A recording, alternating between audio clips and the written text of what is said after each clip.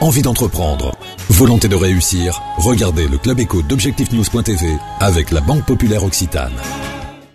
L'aéroport Toulouse-Blagnac vous présente l'interview Objectif News de 18h.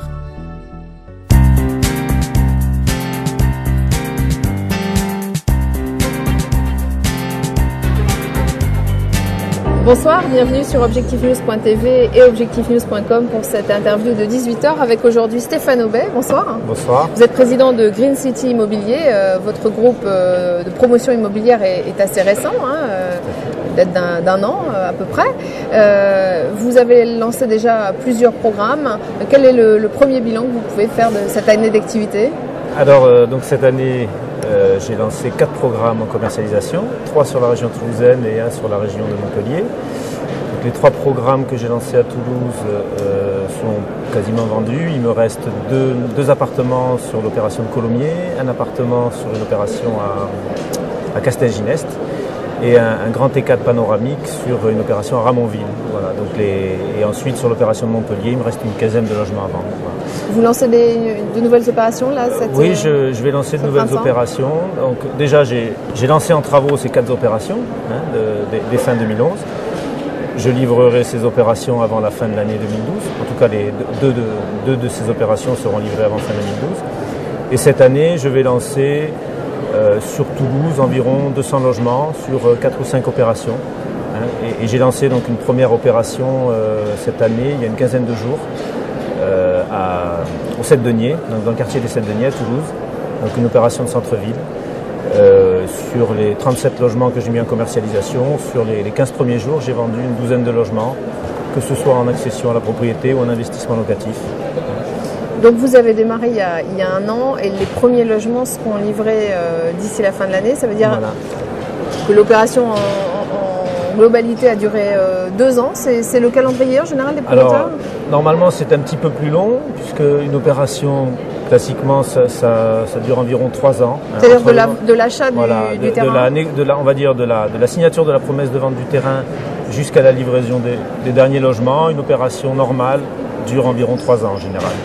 Et bon, quand on commence une activité, il faut aller un peu plus vite que lorsqu'on est sur les concurrents. Voilà, que les concurrents. Voilà, donc c'est les 2 premières opérations que je vais livrer. J'aurais mis 2 ans à les monter et à les construire. Quels sont les prix des appartements et des opérations que vous proposez au public, aux clients? Alors, sur l'opération que je lance sur les Sept-Deniers, que j'ai lancé il y a une dizaine de jours, donc c'est une opération de centre-ville. Donc je suis à un prix hors parking d'environ 3 200 € du mètre carré. Voilà. Ce qui est un prix de centre-ville très très mesuré. Comment vous positionnez justement par rapport à la concurrence? Il y a beaucoup de promoteurs immobiliers à Toulouse. Alors j'ai la chance d'avoir une petite structure, donc avec peu de frais de structure et très souple. Et j'essaye de me positionner sur des terrains où les concurrents ne vont pas trop. Donc des opérations de plus petite taille, puisque je suis sur la taille moyenne des opérations que je réalise, c'est une trentaine de logements. Et j'essaye d'être dans les quartiers où aujourd'hui il n'y a pas trop de logements collectifs construits par les concurrents. Quel est votre sentiment sur l'évolution des prix du marché en 2012? Alors, je pense que les prix ne vont pas baisser pour plusieurs raisons. La première raison, c'est que on est dans un modèle économique, les promoteurs immobiliers, où on ne démarre les travaux et on achète le terrain que lorsqu'on a vendu par le système de vente en état futur d'achèvement ou vente sur plan. Ce qui veut dire que tant qu'on n'a pas vendu une grosse proportion de logements, on ne démarre pas les travaux. Voilà. Donc les promoteurs aujourd'hui, ils n'ont pas de stock de logements finis, ils ont très très peu de stock de logements démarrés non vendus. Donc tous les programmes qui sont sur le salon aujourd'hui, la plupart des programmes qui sont sur le salon, ce sont des programmes à démarrer. Donc si les programmes ne se vendent pas, les promoteurs ne démarreront pas les opérations. Ils ne vont pas baisser les prix pour à tout prix démarrer une opération. Ils préféreront ne pas la démarrer plutôt que de se mettre en risque sur une opération. Donc là, les prix, a priori, ne devraient pas Donc les prix ne devraient pas baisser. Il y a un autre critère qui fait que je pense que les prix ne baisseront pas, c'est la qualité technique des immeubles qui sont construits aujourd'hui par les promoteurs. On a un niveau de qualité qui est dû notamment aux évolutions réglementaires qui ont eu lieu sur ces 4 dernières années. Alors sur la thermique avec le BBC, Sur l'acoustique, on a eu de nouvelles contraintes réglementaires qui ont amélioré l'acoustique dans les bâtiments collectifs. Sur les installations électriques, sur l'accessibilité aux personnes à mobilité réduite. Toutes ces évolutions réglementaires ont augmenté considérablement le niveau de qualité et a eu pour effet d'augmenter également considérablement le niveau de prix de construction. Voilà. Et forcément, il y a eu une petite répercussion sur les prix de vente. Et c'est pour ça que malgré ce prix de construction cher, les entreprises de bâtiments ont des niveaux de prix bas et ne baisseront pas plus leur prix demain. Voilà. Ça veut dire aussi pour les acquéreurs que jamais finalement la qualité de l'immobilier neuf n'a été aussi bonne. Tout à fait. Aujourd'hui, on a un niveau de qualité dans tous les immeubles construits depuis 2 ans, on va dire, qui n'a jamais été aussi bonne. Voilà. Et c'est vrai que alors il faut s'en féliciter. Simplement, je pense qu'on a atteint un certain niveau de qualité. Je pense qu'il serait bien de faire une pause réglementaire. Ce serait bien que nos élus locaux militent en faveur d'un moratoire pour éviter de nouvelles surenchères réglementaires qui ne sont pas forcément nécessaires actuellement, pour éviter encore un enchérissement du coût de la construction et une augmentation des prix de vente.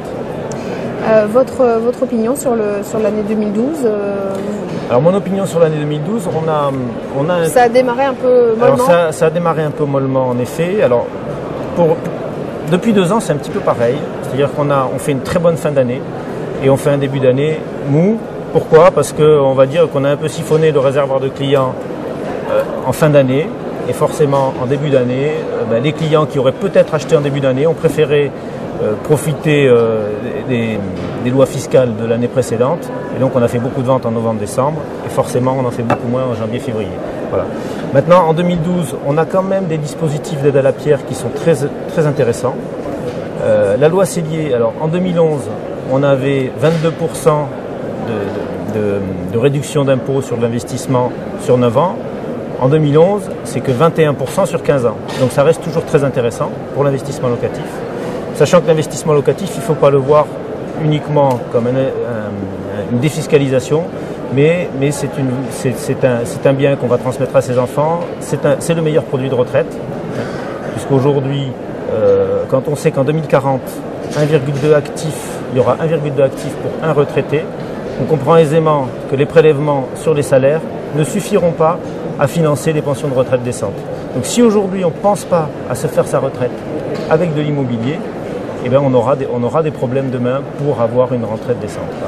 Et enfin, l'immobilier locatif, c'est la meilleure façon de protéger sa famille.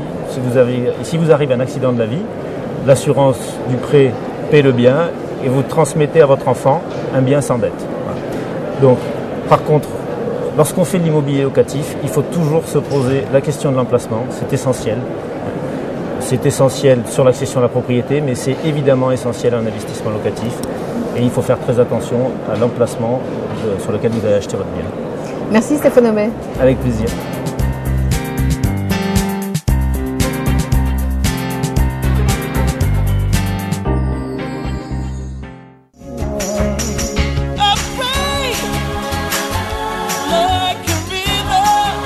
Envie d'entreprendre ?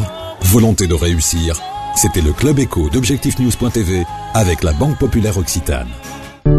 L'aéroport Toulouse-Blagnac vous a présenté l'interview Objectif News de 18h.